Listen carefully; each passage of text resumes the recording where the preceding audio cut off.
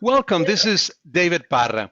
This is our second show on an important topic, an important series. We are calling it Facebook series on Social Security. Uh, the the effort is called Social Security. Will it be there for me? This is show number 2, and on show number 1, we explain a little bit about the program. So if you didn't get to watch that show, we encourage you to do so.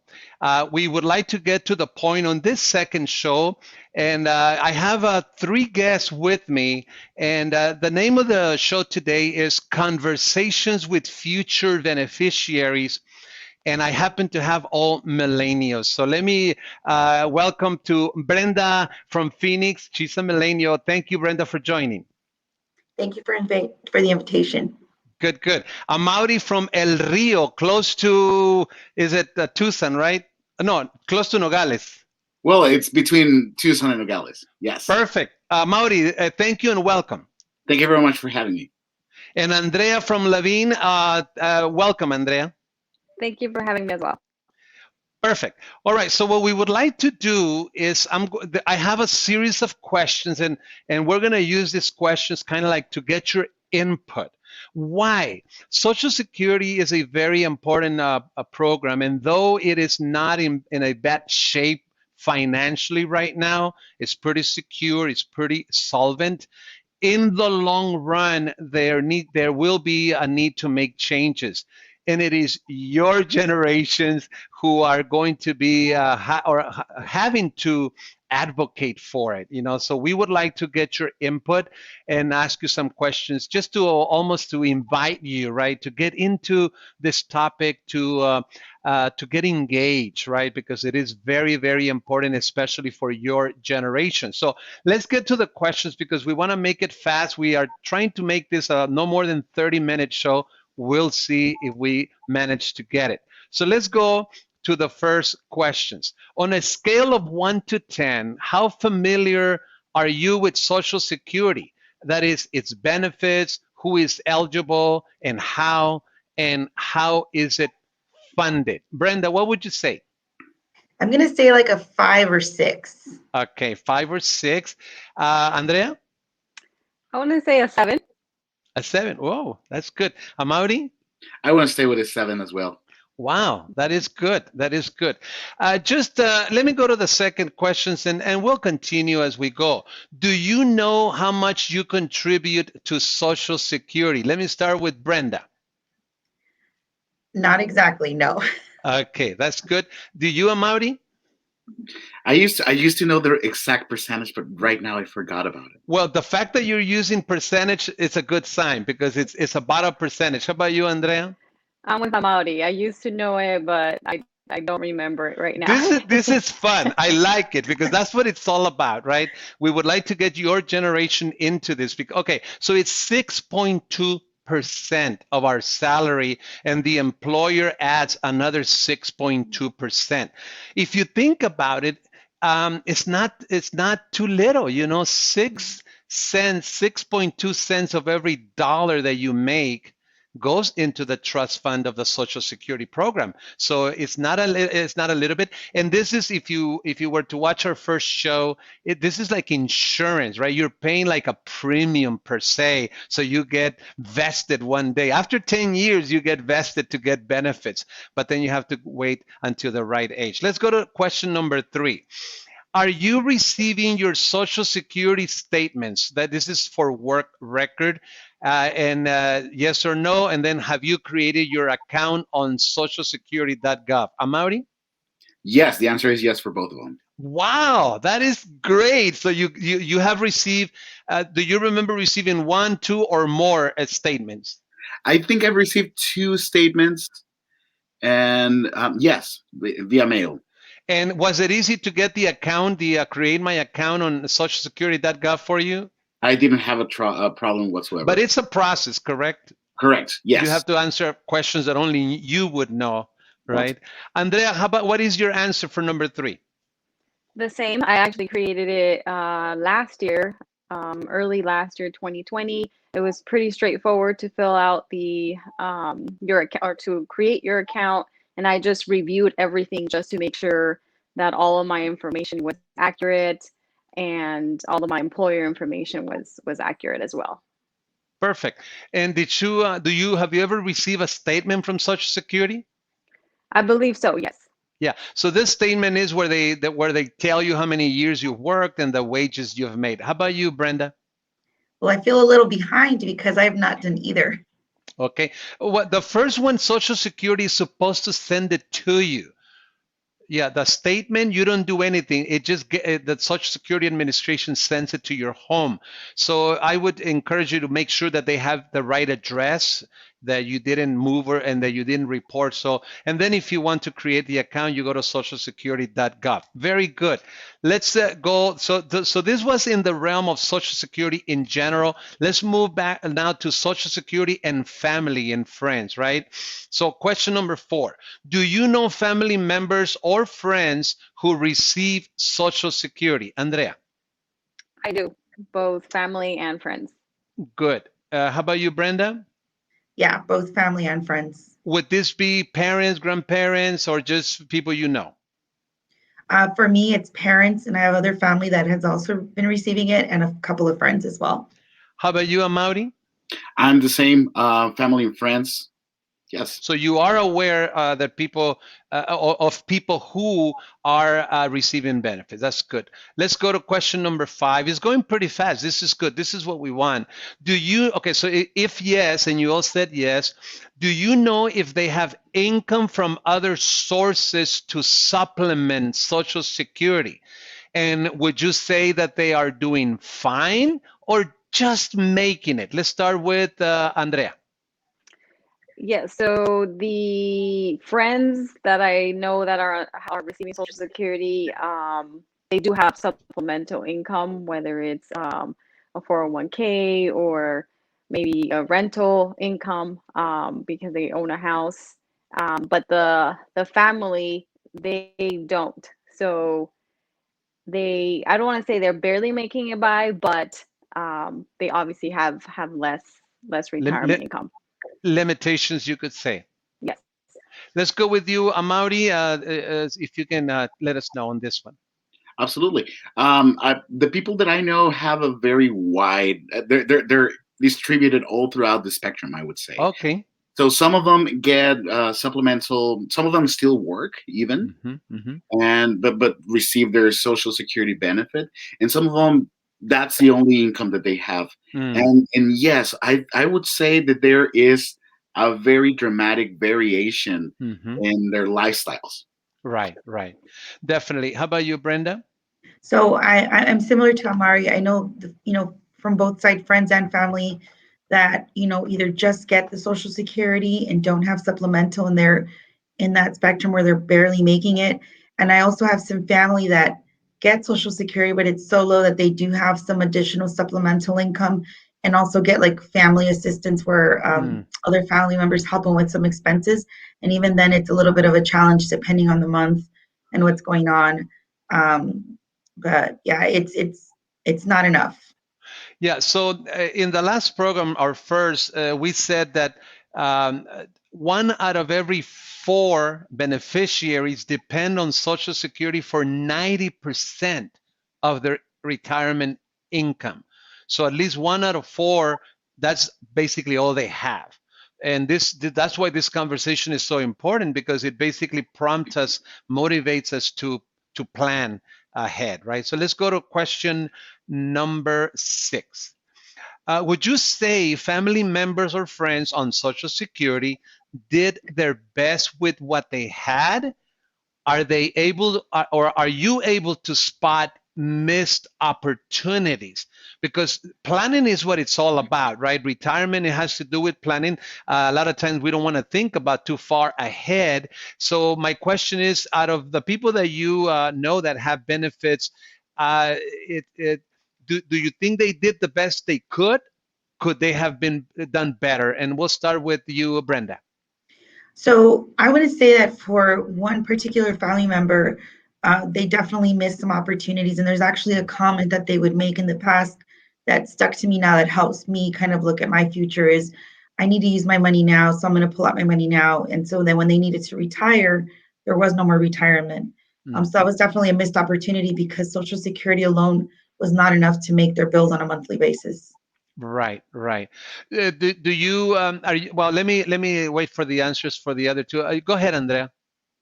Yeah, so for my grandparents specifically, they are immigrants, and I do believe that they did what they could with what they had, at that moment. Other friends that I know who are receiving Social Security benefits, I also agree with Brenda, where they could have missed, or they missed opportunities where they could have supplemented their retirement income. Amaury? I feel very well represented by my peers. Um, Good. Yes, my parents, they're immigrants, and they need to get their credits ready in order for them to get benefits. So there are very limited windows of possibilities for them to make it work. But I would feel that the vast majority of people, or in the vast majority of cases, it's very tough for someone to get a 10 out of 10 with retirement. Hmm. Yes. Right. Yeah. So basically, I mean, and I don't want to get ahead of myself because another question that I'm going to be asking has to do with that. So let's just go on, and maybe we can reference back to this question as it relates not to you necessarily, but also to the group that we are addressing at this point. In other words, family and friends. Because so let's go to the next group, and that'll be Social Security and you. So now we're coming to you, right? And the question is number 7. Do you think about your own retirement? And if so, what part does Social Security play in your planning? Sorry, Amari, I cover you. Yeah. So do you think about your own retirement, and what part does Social Security play in your planning? Let's start with you, Andrea. Yes, I do think about my own retirement, and Social Security is at the top there. I I feel like a lot of people just see that as their only source of income when they retire. For me, I see it as part of it, but I definitely think maybe it's one third of what I hope my retirement income would be. So I definitely think about it. Yeah, and I don't want to get into another question that I'm going to ask again, but let me just settle down and go by order. So go ahead, Brenda, on this one. What would you say? Yeah, I do. I think about it as well. And similar to Andrea, I don't see it as my primary income that I will have when I, retire. I mean, in fact, I'm working towards hopefully retiring early because I don't want to wait till I'm in my late 60s and, you know, have a challenge doing other things. So I think about that all the time and how I can plan to retire early and not depend on that Social Security, but have that instead just as a supplement. Perfect, perfect. And this is important because here's the idea again of your generation seems to, we hear it from your generation, and saying, it won't be there for me, right? So that's why we're asking how how how much is Social Security? How much is it part of your planning, right? And I'm glad to hear at least the two answers so far that you're counting on that. Basically, that's what you're saying, but not as the only source, but looking into other. Go ahead, Amaury. Yes, I think very similar to what Andrea and Brenda has said. Um, I think it's definitely, I'm counting on it for a portion of my retirement. However, I think it's just responsible to try to come up with other sources to complement whatever's going to be our income in during retirement. Perfect. So let me go to question number 8, and that's why I didn't want to get ahead of myself. Do you have other retirement funding sources in place, right? So I think I can see that yes, Social Security, I want it. I'm contributing 6.2% of my salary, but I'm not going to depend on that alone. So let me go back to Andrea. Funding sources in place other than Social Security. Yes, currently have a 401k with my employer.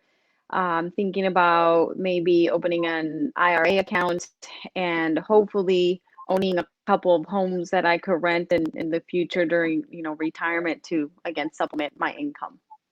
Perfect. Amaury? Yes, I used to have a 401k account with a former employer. I moved to work for the state of Arizona, and now I moved what I have contributed and everything that I had there to the state retirement program. And yes, investments. That's something that I have not done yet, but I'm definitely considering to do in the future. So does the state offer like a 401k type of retirement program, or is it a pension? It's a pension program, but you contribute to it. Okay. Yeah, Okay. So one program, not two. correct. Okay. So at this point, you would have Social Security and then your retirement program through the state. That's correct. Perfect. Brenda? So yeah, I also have a 403B account, which is similar to a 401k through my employer. And then something that my husband and I are working on is also having investments for the future that, in property so that we can have something to help us out in the future as well. Now, I did hear from you, Brenda, that you consider you would like to retire early. How early is that? Is that at 60, 65, or how early would you like to retire if you could? My goal would be no later than like my 50s. Like I don't want to Okay. be in my 60s retired. So even if that means like, when when we look at our future with investments and how we can supplement our income, we're not looking to necessarily formally retire and get that social security early, but just not have to depend of working with an employer where we can manage our own time early on in our life. Perfect. Andrea? Uh, yes. So, I mean, I also want to retire early, but honestly, I have not actually researched and thought about it in enough A to specific actually. number? Yeah, I mean, 50 Okay. sounds great, but yeah, I haven't actually planned it out. Amaury? Yeah, probably as early as numbers allow. Okay. You mean numbers, you mean money, right? Exactly. Exactly. Definitely. Yeah, that's obviously the game changer, right? Or the factor. Let's go to number 9. What other retirement funding sources are you aware of? And I think we already answered this question, right? So you mentioned pensions, investments, IRAs. Am I missing anything? I think that's pretty much. Oh, yeah, that pretty much covers it. Investments could be any number of things. Brenda, sorry, did you mention also a business? No, just, Oh, investing. right. Obviously businesses are another way of generating a wealth for retirement, definitely. Let's go to number 10. We're doing good on time. Do you know the age you can start collecting Social Security benefits, Mauri? 62 years old. Okay, so that's the earliest you can collect, right? Correct. And tell me if you know the concept. Just say yes or no. If you know the concept of the full retirement age. Yes, I do. Okay, Andrea? No. Okay, Brenda? I have an idea, but I don't have a solid answer. Okay, let me just explain real quick. So in Social Security, it used to be that just like in Medicare, we would get 100% of our benefit at age 65, right? So if people would get retired at 65, they would get 100% of the benefit they accrued. But they changed the age to 67, but they did it gradually. So then every person, depending on the year that you were born, you have a different uh, full retirement age, meaning the age at which you will get 100% of your benefit. And let me just say that anybody who is born after 1960 and after will get 100% of their benefit at age 67. So anybody who is born after 1960, the full retirement age for them is 60, and I am one of them. Sorry, 67, and I'm one of them. So yeah, that's it. Let's move on because we want to really get to the last 3 questions here. So this is reaching out to your generations, right? So generations. So number 11, your generation is paying into Social Security, and there seems to be the idea that Social Security will not be there for them. Are you familiar with this? And if so, what do you think? Anybody? I've heard about that. To be honest with you, I haven't done enough research, and that's part of the reason why you hear it so much that it's not going to be there when it's time for you to retire. That I don't see that. I don't see. I've never seen that as my primary income in the future. I've always seen it. If it's around, great. That'll be extra income that I'll have, but not to depend on it. But I personally have not actually done any true research as to how true some of these things are. Andrea? Yes, I'm with Brenda. I hear it, in the background, but I haven't done the necessary research to know about more of this issue. Mauri? Yes, I've definitely heard about it and how it might not be there if it's not reformed. And I think that people my age should start thinking about it and start getting political active about it and advocating. So you if I am reading it right, you think it's going to be there, and that's why people need to advocate for it. Is that Correct. what? Okay. Yeah. Correct. Well, to be frank with you, there is really very little reason to believe that it's not going to be there, really. So, but that's why we're having these conversations because it has funding till 2035 to pay 100% of benefits, but it doesn't mean that after that it's going to go broke. It simply means that it's not going to be able to pay 100% of benefits, maybe 75 to 79%, but it's still going to be there. So I don't think there's enough proof to believe that. It's years ago, I think it was President Bush, they pushed a lot on privatizing Social Security. So I'm afraid that could potentially be where the conversation or rhetoric is going, right? To somewhat maybe discredit this, to push for some privatizing of Social Security, where you would handle your own accounts pretty much, which at ARP we totally disagree with that. But anyway, that would be a future show for that. Let's go to question number 12. Did I ask? I mean, I gave you all three of you the chance to answer this one, the number 11, correct? I think so. Yeah. Yes. Number 12. What messaging argument do you think could get your generation interested on Social Security? And what platforms would you say are the best to reach them? Social media, radio, TV, other. Let's start with you, Brenda, if you don't mind. Oy, I'm not sure. And actually I'm one of those oddball millennials that doesn't really do a lot of social media. And so like for me, that's definitely not a way to reach me.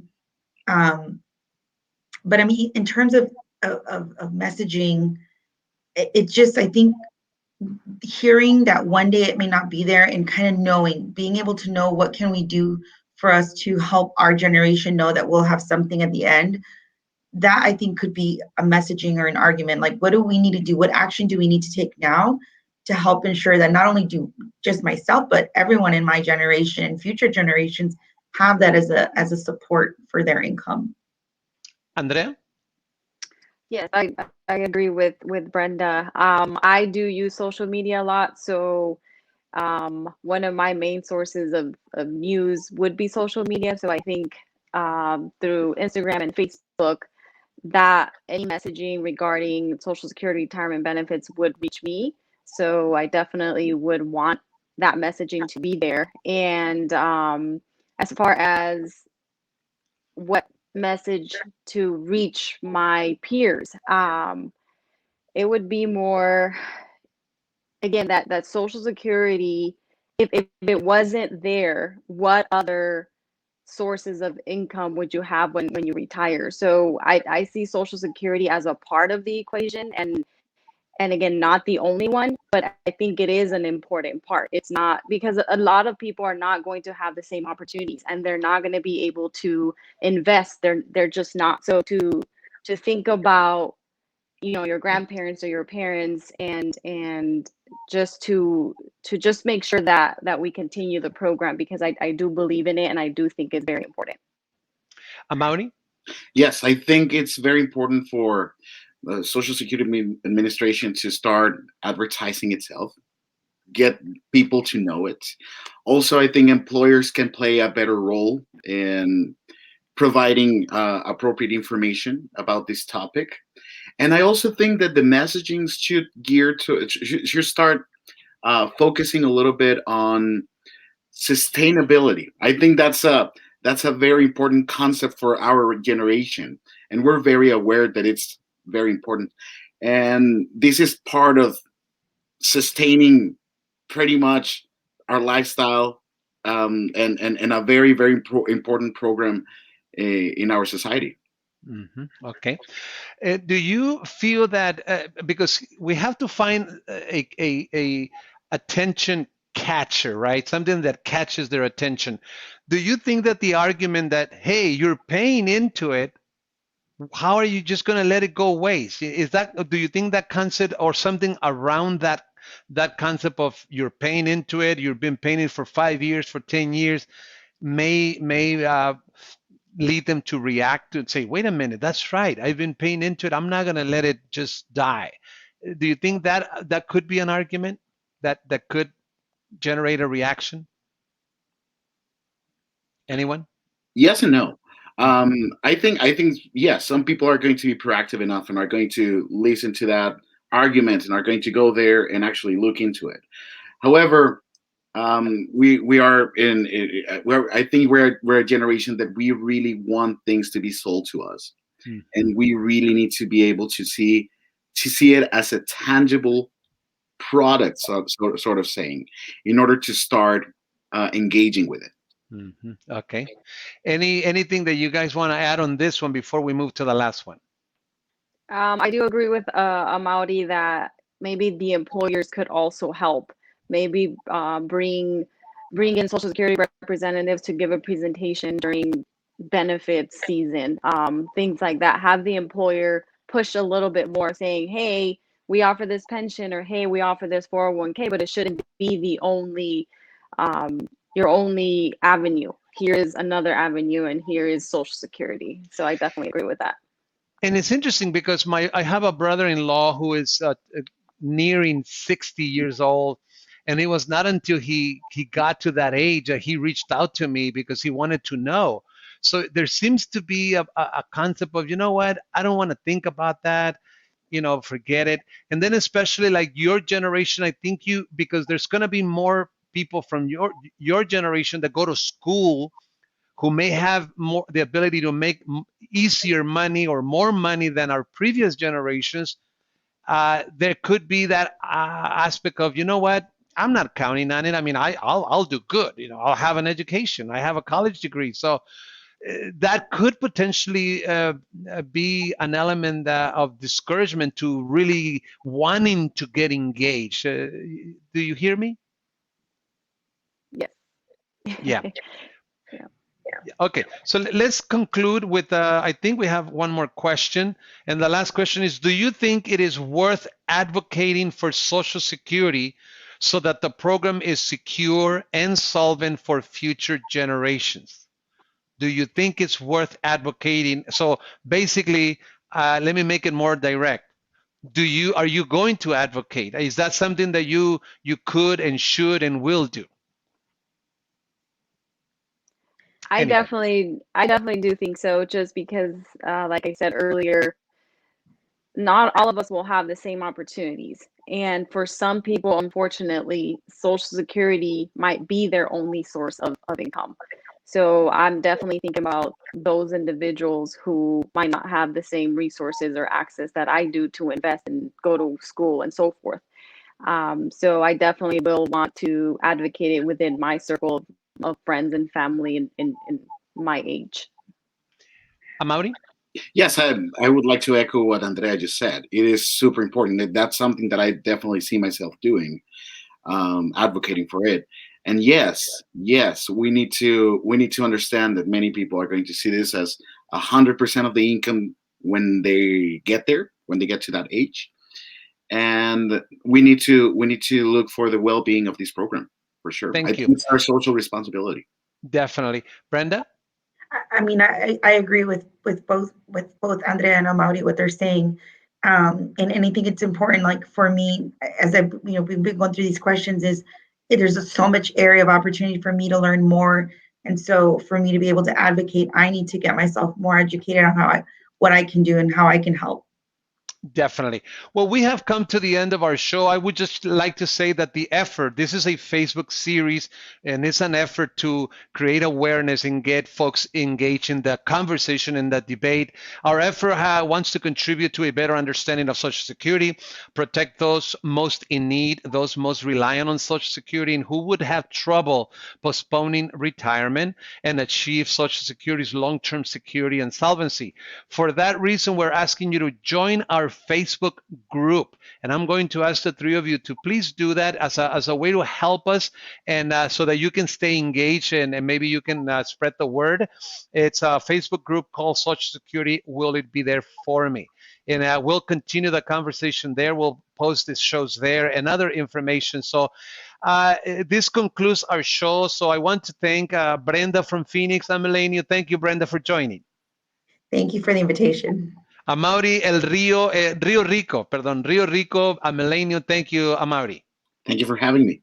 Andrea Lavin, Melanio, thank you for so much for joining our conversation. Thank you for having me. All right, so we'll see you next time, and we hope that these conversations will be helpful and will motivate all of us to learn more about Social Security and above all, to advocate for this important program. Take care.